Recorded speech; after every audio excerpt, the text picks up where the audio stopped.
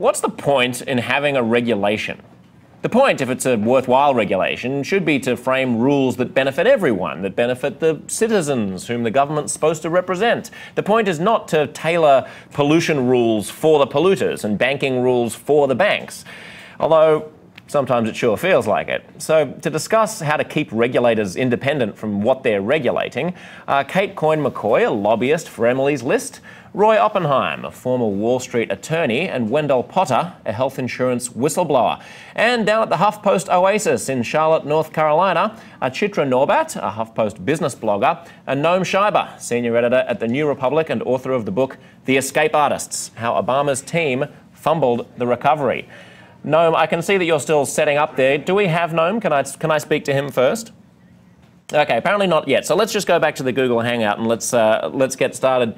Wendell, let's begin with health insurance, since that's your field. What's the nexus between public policy, between campaign finance, essentially lobbying, and the relationship between the government and the health insurance industry? Well, the health insurance industry spent an enormous amount of our premium dollars to influence the healthcare reform debate.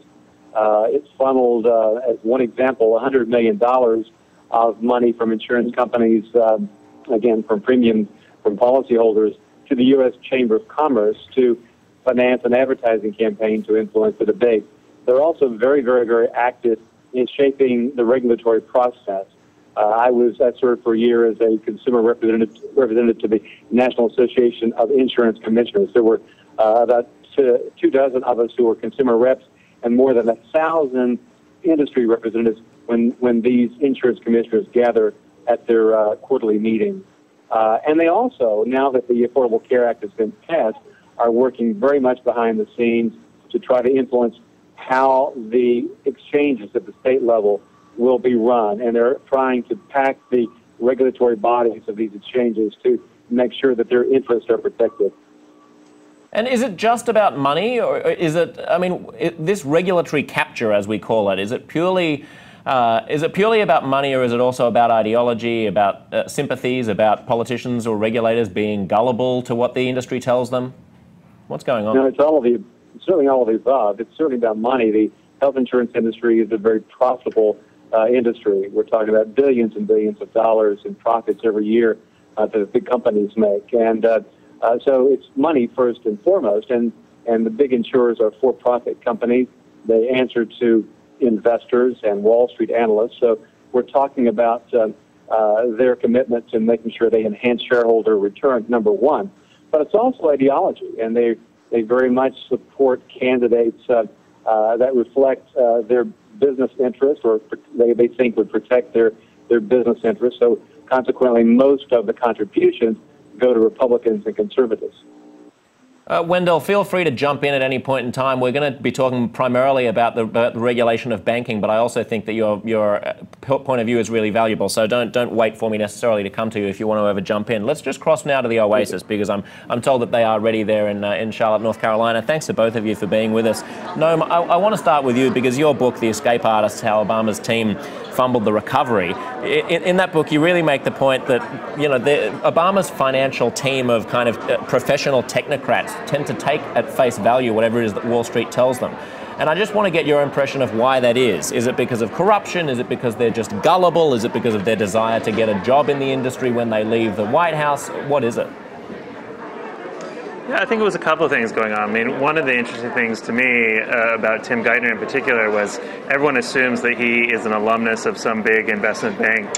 Goldman Sachs is, we often see that affixed to his name, but the guy really never worked in the private sector other than a couple of years at Kissinger Associates right after graduate school.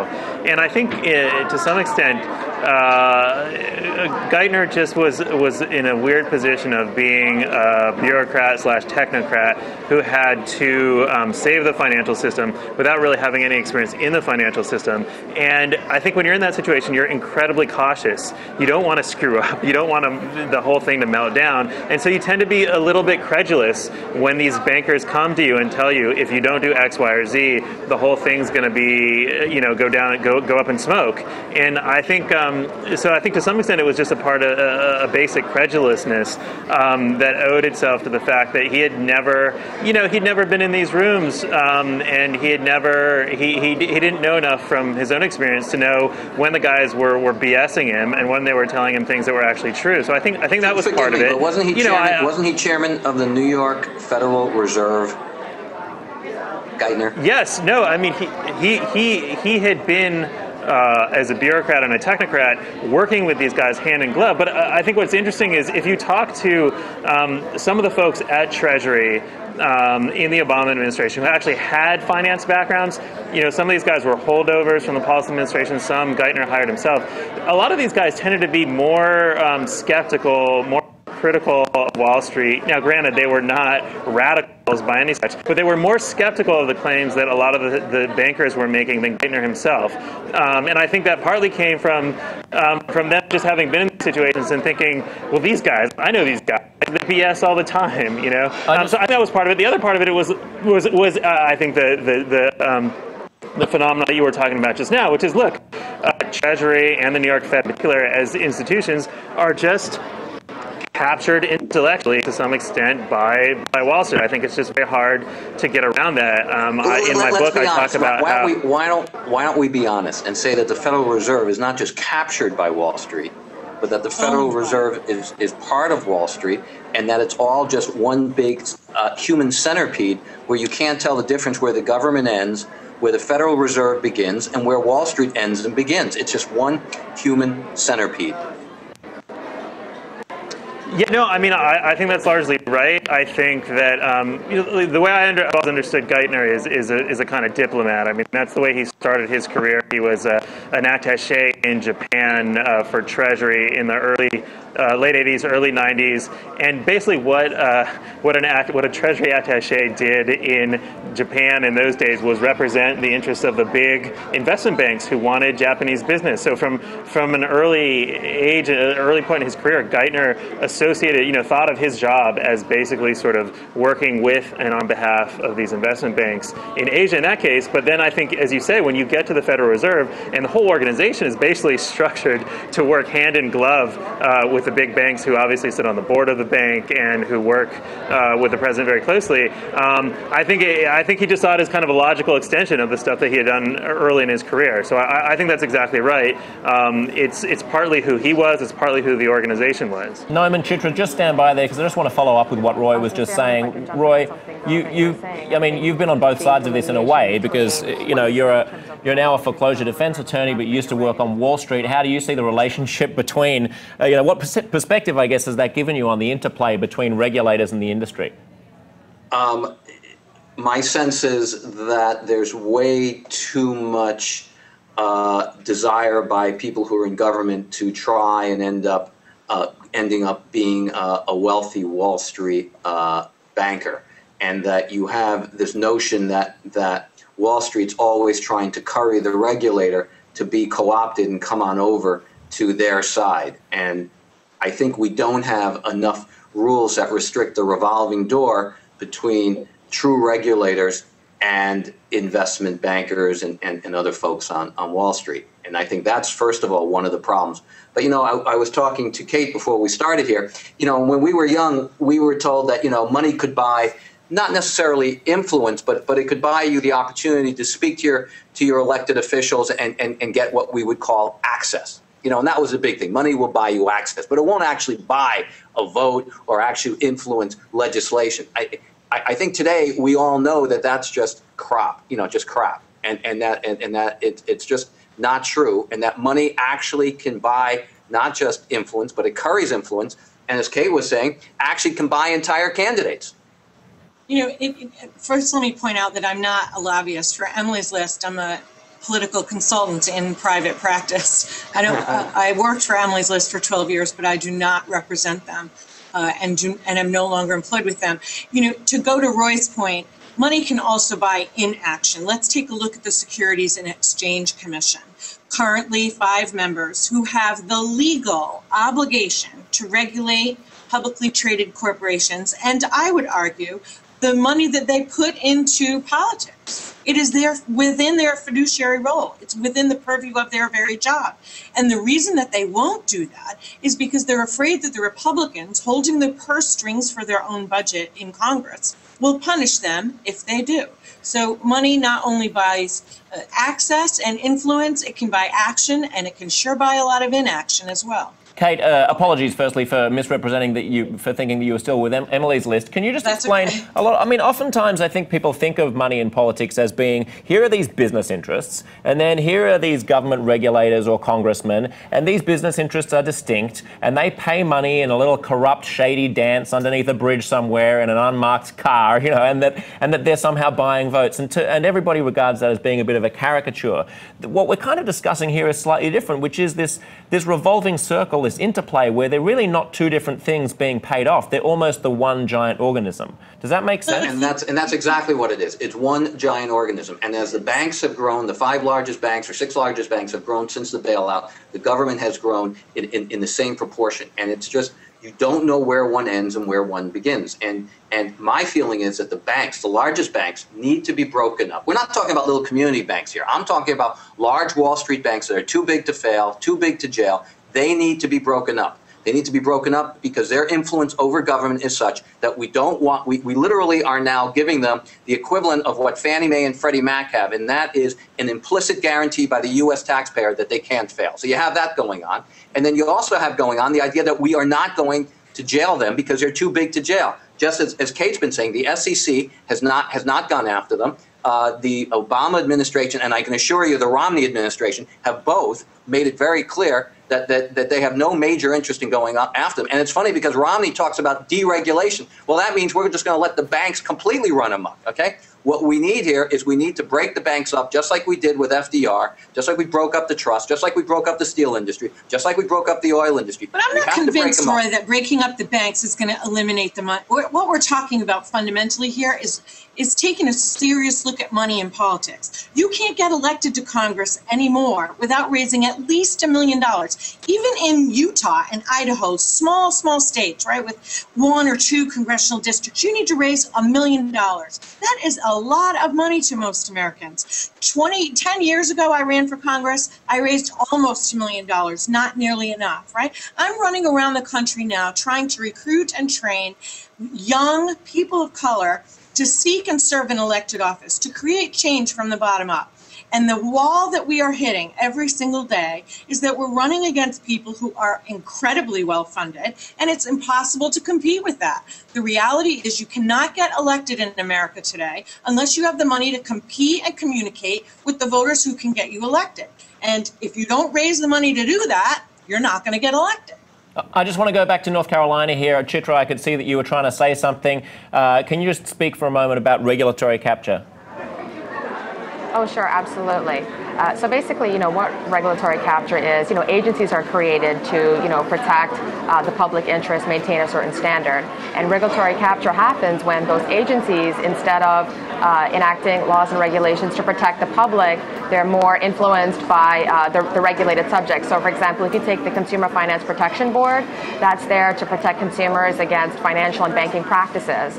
And what may happen, the potential exists for capture to happen when the banks instead have more influence on the people that work there and the laws and regulations that are enacted to favor the banks, as opposed to the consumers who are really the primary stakeholder of that agency. Chitra and Noam, I just want to play a video comment that one of our viewers or readers has uploaded here to the website. So take a listen to this, and we'll be able to see it here on my screen.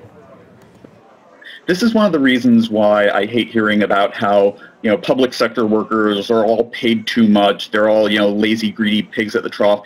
Because if you're paying regulators a lot less than they're going to make in the public sector, why would any competent, experienced, knowledgeable person go and work for them and do the job that's necessary to keep the market free, open, and adhering to the law?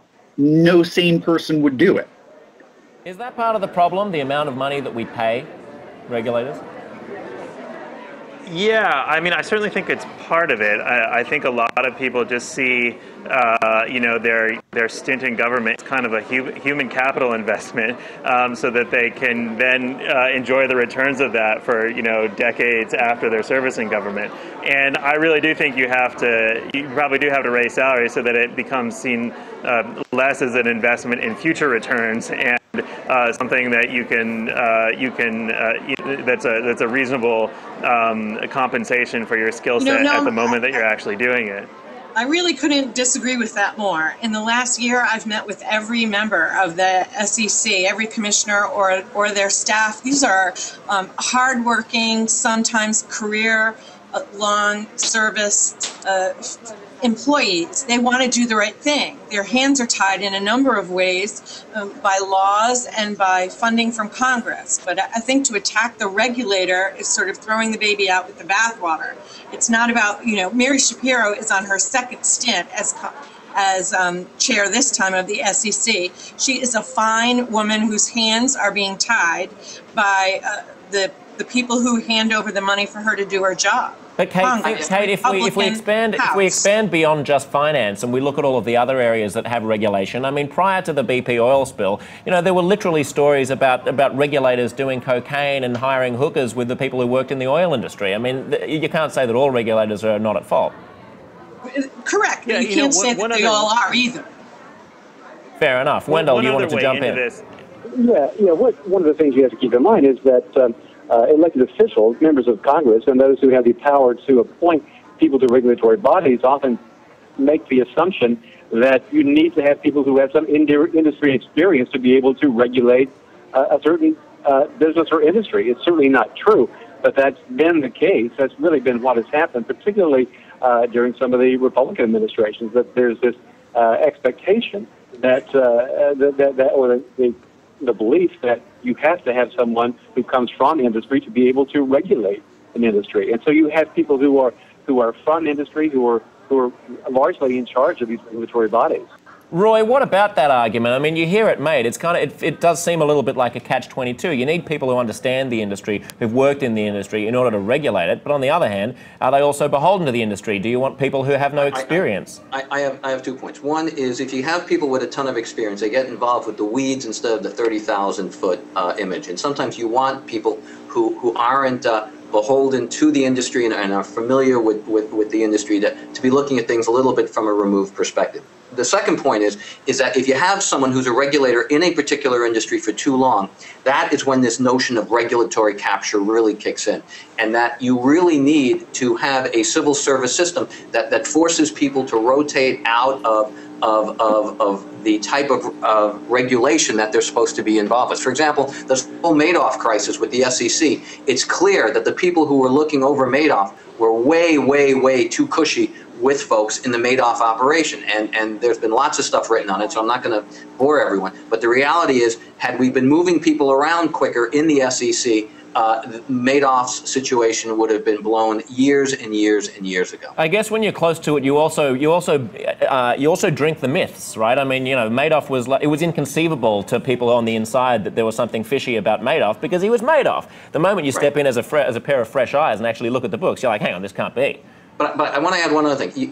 Within the Treasury, you had this guy named Moravsky who just put out this book called Bailout, and he's talking about how that entire environment was completely he was completely alienated by Geithner and his people in terms of being the guy to review the entire bailout. And it's just ironic because why would a guy like Geithner, be so antagonistic to someone looking over his shoulder if all Geithner is a career, diplomat or bureaucrat? Noam and Chitra, I just want to go back to North Carolina. Either of you can take this or both, but Roy was speaking earlier about breaking up the banks.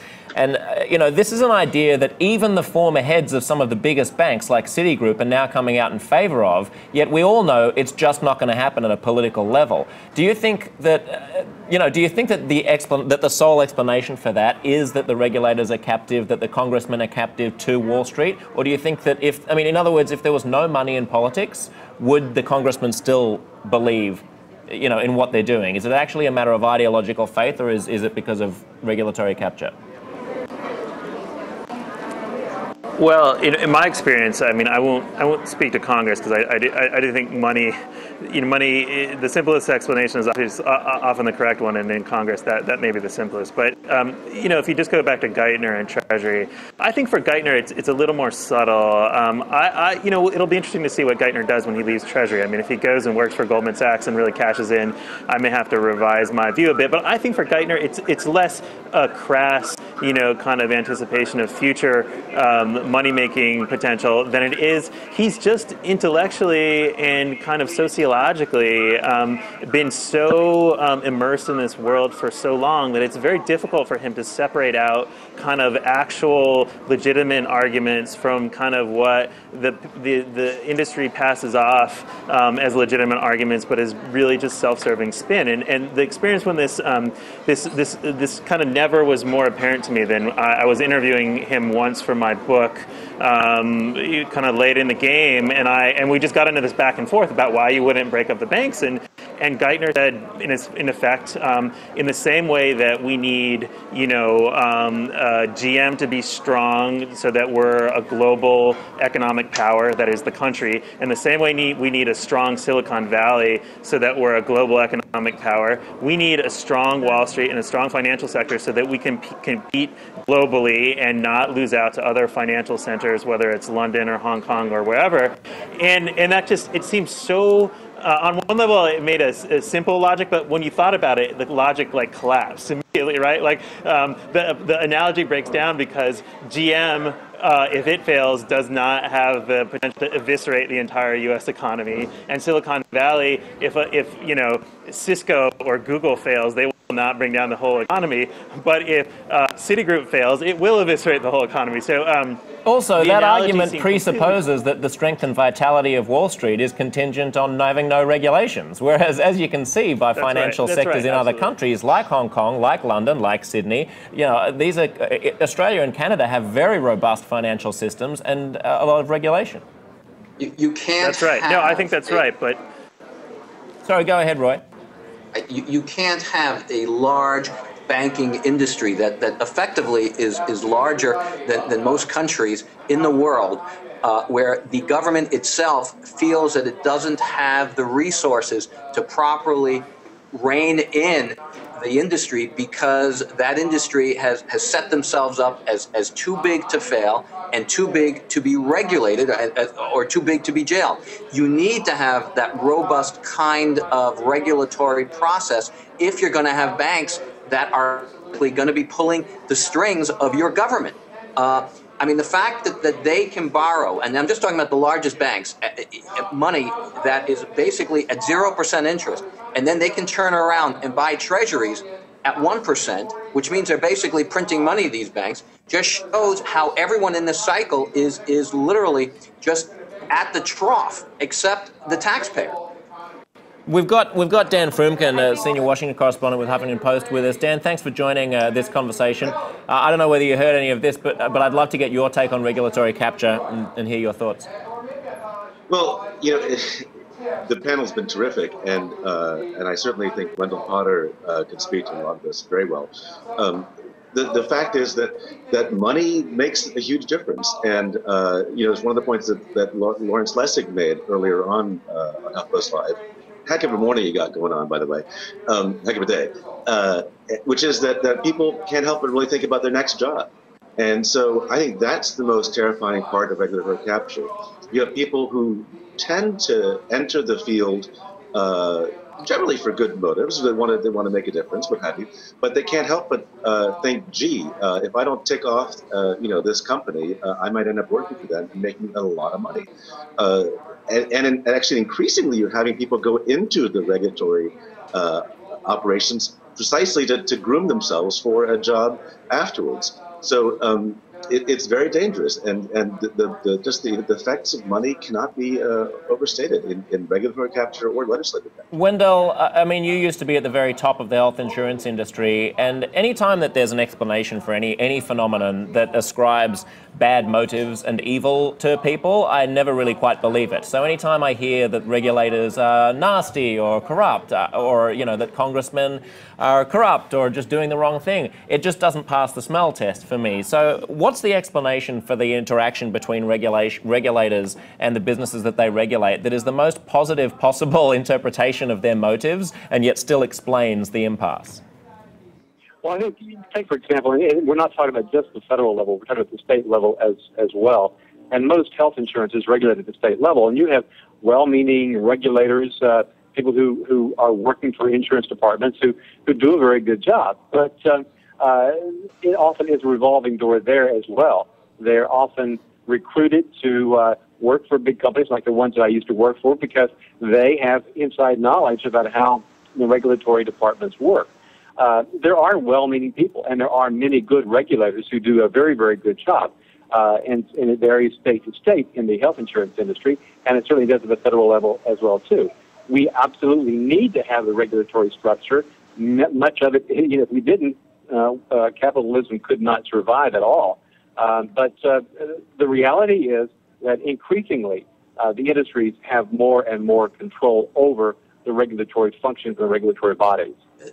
Wendell makes a good point, and that is that when we are watching the both conventions right now, there's this notion that capitalism in its purest form is the greatest engine for creating an economy.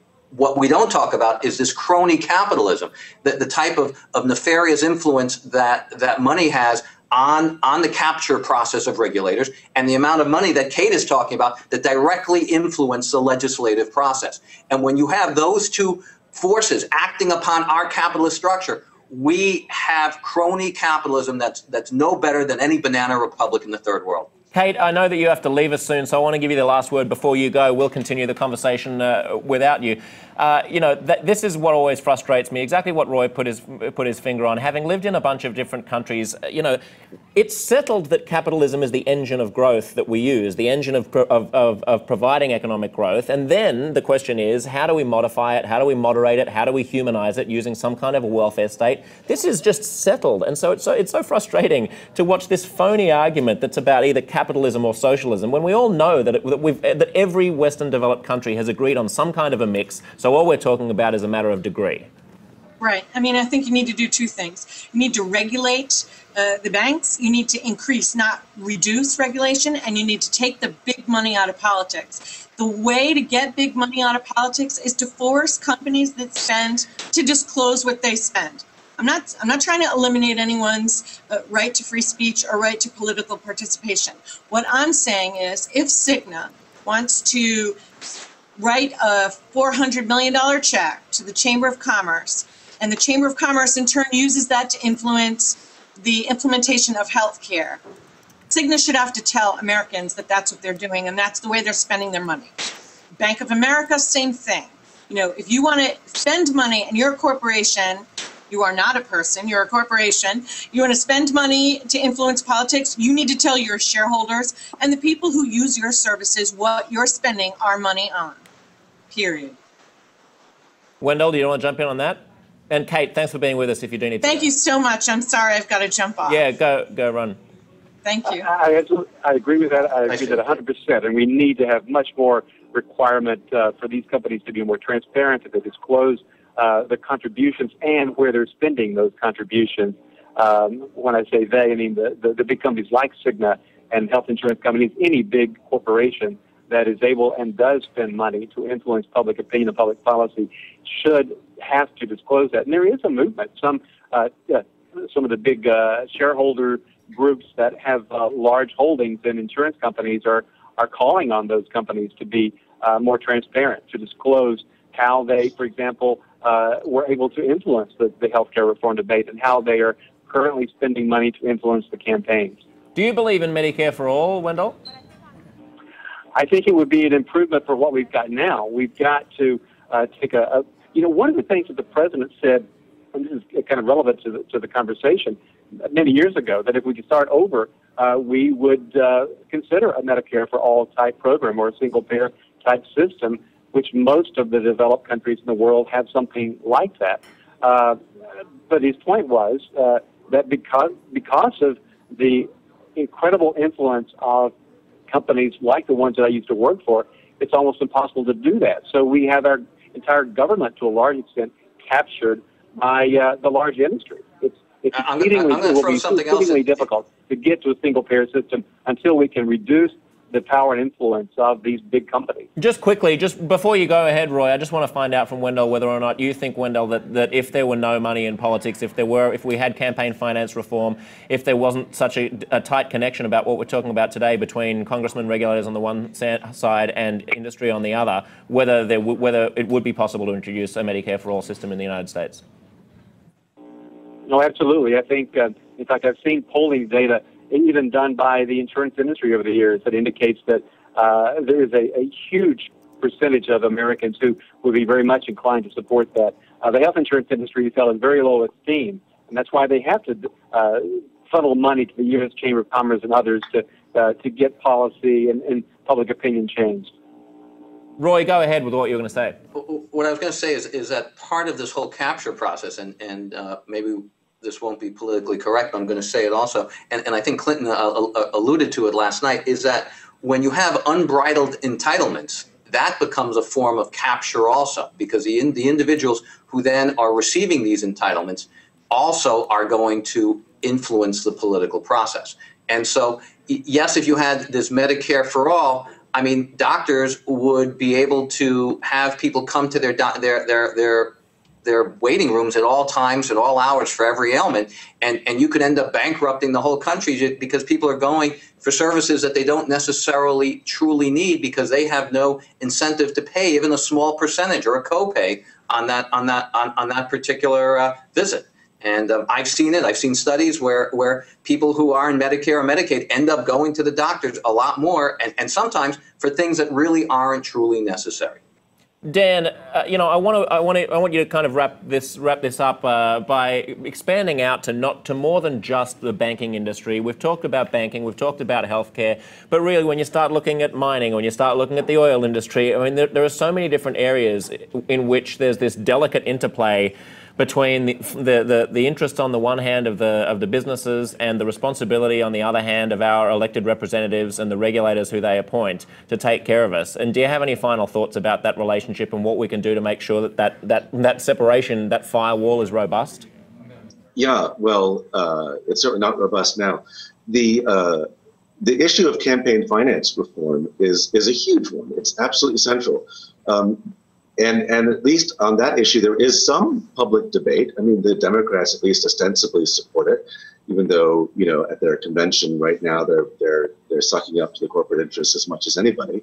But at least there's discussion of it. What there isn't even discussion of is the fact that, as I was alluding to before, one of the powerful incentives for regulators to sort of cave is the idea of getting a very well-paying job afterwards from the people they're regulating. The one thing that people don't talk about at all is bigger government. The two parties are sort of falling all over each other to talk about who's going to have a smaller government. And the reality is that part of the Republican plan is to sort of starve the beast, is to, they haven't given federal workers a raise of significance in years. There have been some cuts. In Congress, the House Republicans passed legislation that would actually sort of lobotomize its own research arm. I mean, you need a robust, big government with people who are paid well to do their jobs to resist the kind of temptations that exist. I mean, Jack Abramoff once said that the most powerful inducement he had was not, buying tickets for somebody or giving them campaign money. It was whispering to them, we'll give you a job later. Thanks to the three of you in the Google Hangout. I just want to go back to North Carolina now. Noam, Chitra, we're now also joined, of course, by Michael Waldman, who's the president of the Brennan Center for Justice at NYU School of Law. Michael, thanks for being here as well. Can you give us some first and, unfortunately, final thoughts about regulatory capture? Yeah, my colleague here wanted to jump in real quick. I don't know if you can hear me because I wanted to jump in a few times. But what I wanted to say, at the end of the day, I think that what's important here is just to have, a couple of things. The right levels of transparency around these regulatory bodies. That includes the right of vetting practices in terms of who's hired in these agencies. Whether you pay them a large salary or not, You want to have the right people in those roles who go through the right adjudication and vetting process, not only at the top of the house who runs the agencies, but in key roles. Secondly, in terms of a quality assurance process around how these agencies actually operate and govern. For example, you've got places like Ernst & Young, and they do audits of large companies, and within that firm, they have quality assurance processes to check how those audits are done of Fortune 500 companies. So similarly, if an agency is about to enact certain laws and policies, what would be great is having their own internal quality assurance processes. And thirdly, just more transparency to the public as a whole, more information on the internet, making the public understand that they do have a vote, they do have a voice in that discovery process when agencies are looking for comment back from the public, but just greater transparency. Thanks, Chitra, and thanks, Noam. I know that we've got the wonderful Matt Taibbi waiting up here, and I hope that the three of you are going to be able to stand by to speak with him and Ahmed right after this. But Michael, can you offer any insights just before we do that about regulatory capture and the relationship between industry and government? Well, of course, this has been an issue for 100 years or more. I mean, we have, in some ways, two competing interests. One is we have a private economy and we want the benefits of robust growth. We want a thriving, dynamic, entrepreneurial private economy. But we also want to have a government, a political system that is a democracy, that is rooted in the idea of one person, one vote. And that finds itself frequently at odds with the kind of accumulation of wealth that is part of the market economy and that can make its force felt very strongly on government. And that's especially a challenge, not in abstract terms, but when we want government to set the rules of the road, to protect people from harms, whether it's consumer protection, worker safety, or the environment, to set rules of financial regulation. Those areas are especially at risk of being, as you say, and as the political scientists say, captured by the industries they regulate. That would be a risk even if there were a fully publicly financed campaign finance system, because these are technical issues. The people who know about them and care most intensely very frequently are the industries being regulated. They often have the expertise, but that's all magnified under the current campaign finance system, and especially with the dystopian world of unlimited money that we're now entering into after Citizens United. Whatever the problems are with regulation in America, they're about to get potentially significantly worse in ways we can only begin to imagine. Yeah, thanks. I would just jump in. One very quick final word, no? Yeah, one other point, which is, I agree. I think the regulatory process is transparent. It's pretty open. I mean, all of these regulatory agencies post, comment letters online. They post draft of rules online. I think the problem is, Congress leaves too much rulemaking to the regulators. I think as corrupt in some ways as Congress is, at least newspapers cover the comings and goings of Congress. They cover congressional hearings. They cover congressional debates. If Congress had done more of Dodd-Frank, say, in the statute and left less of the rulemaking to the regulators, I think we'd probably be in slightly better shape at this point. It's when things get kicked to regulators that you have all sorts of opportunities for hijinks, because the regulated industry just knows so much more, and these issues are incredibly technical, as Michael said, and the public just doesn't pay attention. Reporters don't cover it. There's no real public debate over regulatory rulemaking. It's just much harder to kind of thwart the industry at that level than it is even in Congress. If I could jump in, there is a counter argument to that, and obviously there's no way to know exactly in every circumstance which is right. If you look at the savings and loan crisis of the 1980s, that's kind of a laboratory experiment in everything that could possibly go wrong with regulation of an insured industry. It was the financial, it was the little precursor of the financial earthquake. And that was an industry that had a lot of lobbyists, a lot of money and campaign money that got Congress to pass deregulatory legislation in 1982 called the Garn-St. Germain Act. And then the regulators were told to deregulate, to lay off the industry. In that particular case, what you had was, it was just as much of a trade association issue that people weren't following, but you had a lot of very conscientious regulators at the time who wanted to crack down on what they saw as fraud in these institutions.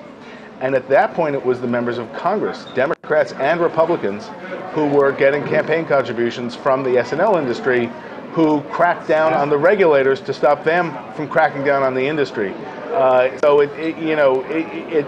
it's hard to say for sure that it's while members of Congress at least in theory have opponents and have transparency. On the other hand, they don't have the Administrative Procedures Act, which is supposed to at least stop people from whispering in someone's ear and getting a fixed ruling. Michael, thanks for those thoughts. Chitra, I don't mean to cut you off, but we've got Matt waiting here very patiently. I want you guys to be part of the next conversation as well, and I don't want to take up too much of your time and hog the entire conversation. Thank you so much for being part of this conversation. Thanks to you at home for being part of this conversation and for all of your comments and video uploads. This is HuffPost Live.